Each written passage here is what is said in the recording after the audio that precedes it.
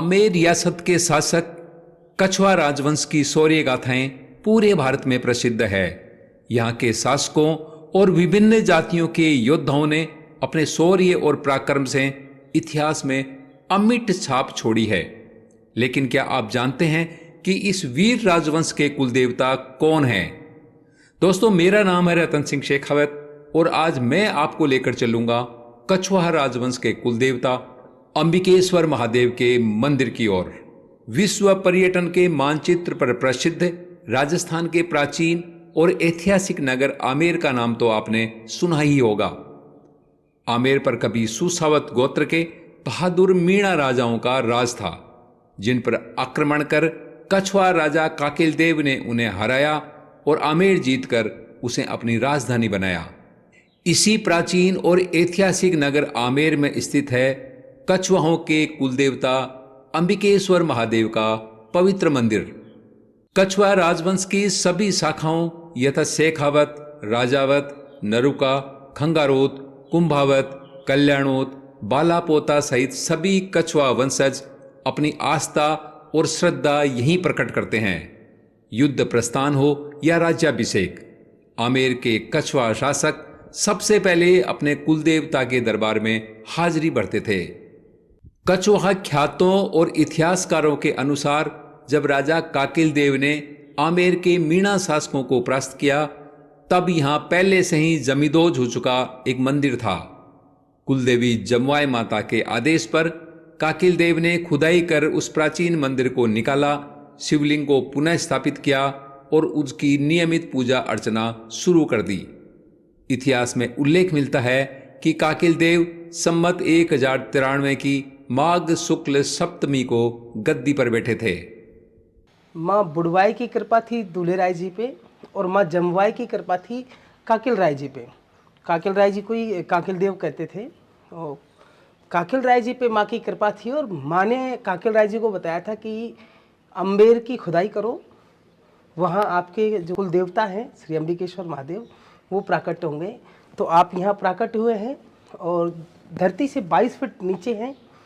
और जो अपने बारिश का समय होता है उस समय बाबा जल समाधि में रहते हैं, जैसा कि आप देख पा रहे होंगे। और ये करीब पिछले 1 महीने से ज़्यादा हो गया इनको, आप जल समाधि में हैं।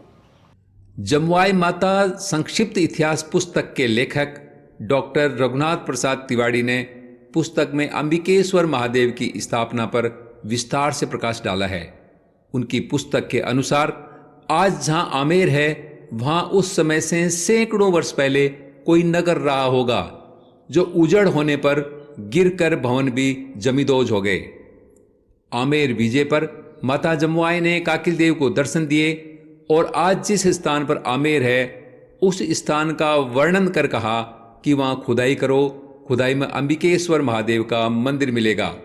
जमीन में शिव जी का विग्रह है, वह अंबिकेश्वर महादेव है। साथ ही माता ने काकिल देव को वहीं राजधानी बनाने के निर्देश भी दिए। माता के आदेशानुसार आमेर में खुदाई कर अंबिकेश्वर महादेव मंदिर को जमीन से निकाला गया और विधि विधान से इसकी पूजा अर्चना कर उन्हें स्थापित किया गया और कुल देवता स्वीकार किया। इस तरह काकिल देव की नवीन राजधानी अंबिकेश्वर महादेव के नाम से आमेर हुई, जो आज आमेर के नाम से जानी जाती है। मंदिर की प्राचीनता और जमींदोज होने की पुष्टि यहाँ के महंत संतोष कुमार जी व्यास ने भी की। जब भी अपन मंदिर में जाते हैं तो एक जिज्ञासा क्वेश्चन होता है, ये कितने साल पुराना मंदिर है। तो इसके लिए मैं आपको थोड़ा सा इसकी स्टोरी बता देता हूँ। ये 1100 साल पहले मंदिर मिला है ये, क्योंकि अगर ये मंदिर बनाया जाता ना तो ये मंदिर ऊपर की तरफ होता, तो मिला है इसलिए गर्भगृह में। जो मंदिर आज की डेट में जो भी गर्भ के अंदर हैं वो सब मिले हुए मंदिर हैं। तो सबसे अनोखा तो यही है कि यहाँ पे सीढ़ियाँ ऊपर की तरफ नहीं, बाबा के अंदर उतरना पड़ता है। तो एक तो ये लीला हो गई यहाँ की कि नॉर्मली अपन मंदिरों में 2 सीढ़ी, 5 सीढ़ी, लाख सीढ़ी, 1000 सीढ़ी जो भी चढ़ते हैं, लेकिन यहाँ बाबा तो स्वयं में समा लेते हैं। ये क्लियर होता है कि यह मंदिर तो पहले से विद्यमान था। तो मंदिर पहले से विद्यमान था, तो मैं इसको और थोड़ा डीप ले जाता हूँ। सूर्यवंशी राजा थे अम्बरीश, वो दशरथ जी की भी 7 पीढ़ी पहले थे, और जो सूर्यवंशी राजा अम्बरीश थे उन्होंने इस जगह तप किया था, इसीलिए इनका नाम अम्बकेश्वर है। और अम्बकेश्वर से ये आमेर जो नाम है, उसको आमेर आमेर बोलते हैं आज की डेट में, लेकिन अम्बेर है वो क्या, तो ये आम्बेर जो नाम है ना, ये बाबा का ही दिया हुआ है। इस घटना को लेकर कई कहानियां और किंवदंतियां प्रचलित है। एक कहानी के अनुसार जब कुलदेवी जमवाय माता ने काकिल देव को धरती के गर्भ में स्थित शिवलिंग की खुदाई का आदेश दिया, तब काकिल देव ने उस स्थान के बारे में पूछा। तब देवी ने उन्हें बताया कि एक दिव्य गाय प्रकट होगी और उसके स्तनों से जहां दूध की धार टपकेगी वहीं खुदाई करना, और ऐसा ही हुआ। काकिल देव ने उस स्थान पर खुदाई की, तब उन्हें एक शिव मंदिर मिला और उसी के अंदर था एक शिवलिंग। राजा ने उसे उसी स्थान पर रहने दिया और उसे अपना कुल देवता स्वीकार कर पूजा अर्चना शुरू की। अंबिकेश्वर महादेव का शिवलिंग आज भी भूमि की सतह से लगभग 22 फीट नीचे स्थित है। कई दशकों पहले तक यह शिवलिंग साल भर पानी में डूबा रहता था, जिससे पूजा अर्चना करना कठिन हो जाता था। कभी कभी अधिक वर्षा होने पर आधा मंदिर तक पानी से भर जाता था। मंदिर में पानी भरने को भगवान शिव द्वारा जल समाधि की संज्ञा देते हुए महंत जी ने हमें बताया। और बाकी अभी तो बाबा ने यहाँ जल समाधि ले रखी है, और मेरे जीवन काल की सबसे बहुत अद्भुत जल समाधि थी, क्योंकि 2 या 3 सीढ़ियाँ यहाँ से खाली थी, नहीं तो ग्राउंड लेवल और फर्श का लेवल जो है, जो रोड का लेवल है, वो पूरा एक हो जाता। बाकी मुझे लगता है अभी तक 1 या 1.5 महीने और बाबा करीब करीब जल समाधि लेंगे। यह दृश्य आज भी मंदिर की प्राचीनता और चमत्कारिक स्वरूप का साक्षी है। इस वर्ष भी वर्षा की अधिकता से पूरा मंदिर पानी से भरा है। हालांकि हमारे द्वारा वीडियो बनाने से पहले यहां पानी और भी अधिक था, जो धीरे धीरे कम हो गया। इतिहासकार देवी सिंह जी महार के अनुसार मंदिर की खुदाई से इसका प्राचीन स्वरूप सिद्ध होता है।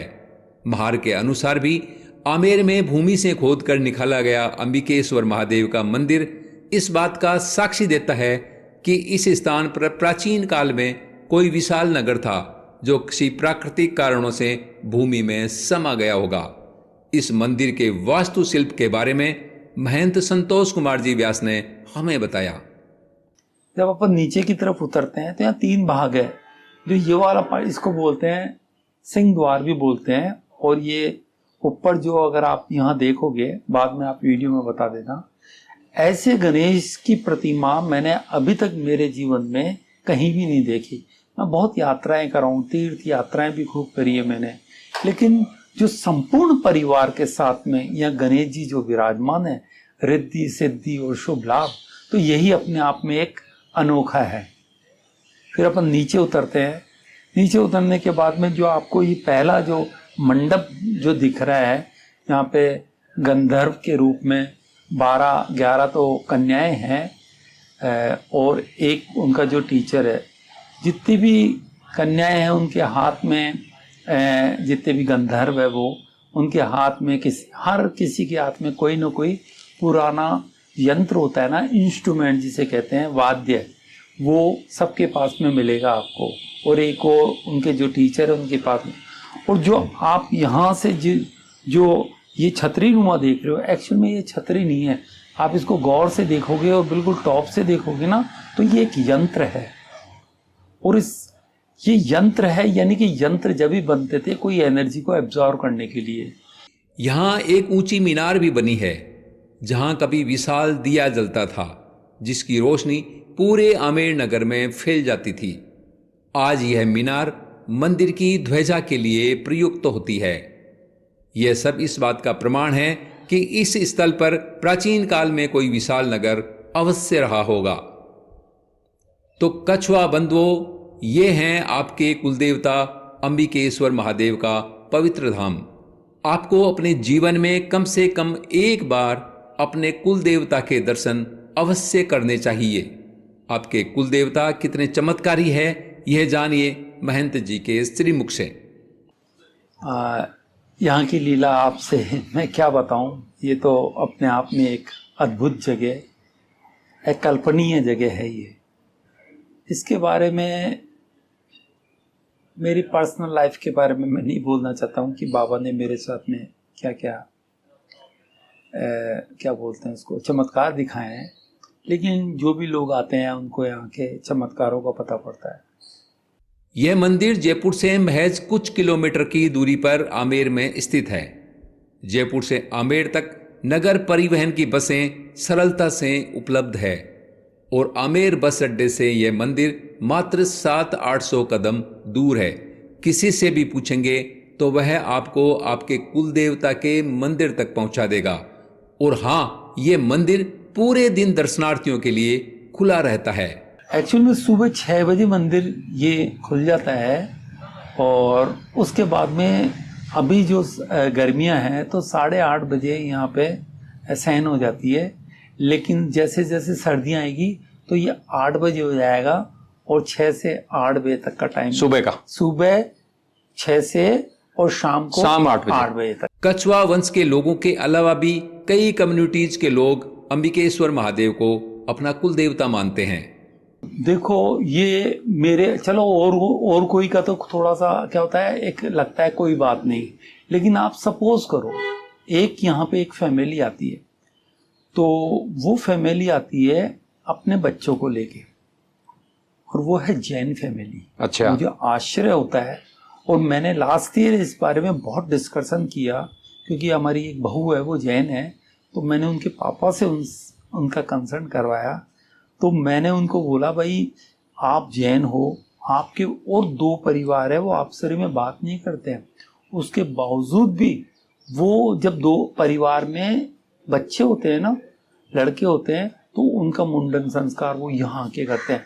और उन्होंने जो अभी तक स्टोरी बताई मुझे, करीब 350 साल 400 साल पुरानी स्टोरी बताई कि वो जब से है ना बाबा की यहाँ मुंडन संस्कार करते हैं। मतलब वो अपना कुल देवता मानते हैं, वो इसको कुल देवता मानते हैं। और एक और है, एक कछवा माली होते हैं। एक्चुअल में मैं इसको थोड़ा सा शॉर्ट में आपको क्लियर कर देता हूँ। इसका कारण ये, देखो राजा होता था, सब कुछ होता था। अब राजा जिस समय युद्ध लड़े तो उस समय युद्ध में तो सब लोग ही हुआ करते थे ना, इसलिए अगर राजा के कुल देवता ये है तो प्रजा के कुल देवता भी वही है, यही हो गए।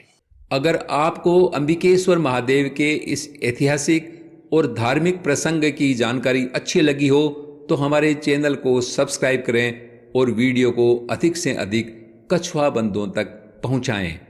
अगली बार मिलेंगे एक और ऐतिहासिक गाथा के साथ। तब तक बने रहे हमारे साथ। धन्यवाद। जय हिंद, जय भारत, जय अंबिकेश्वर महादेव।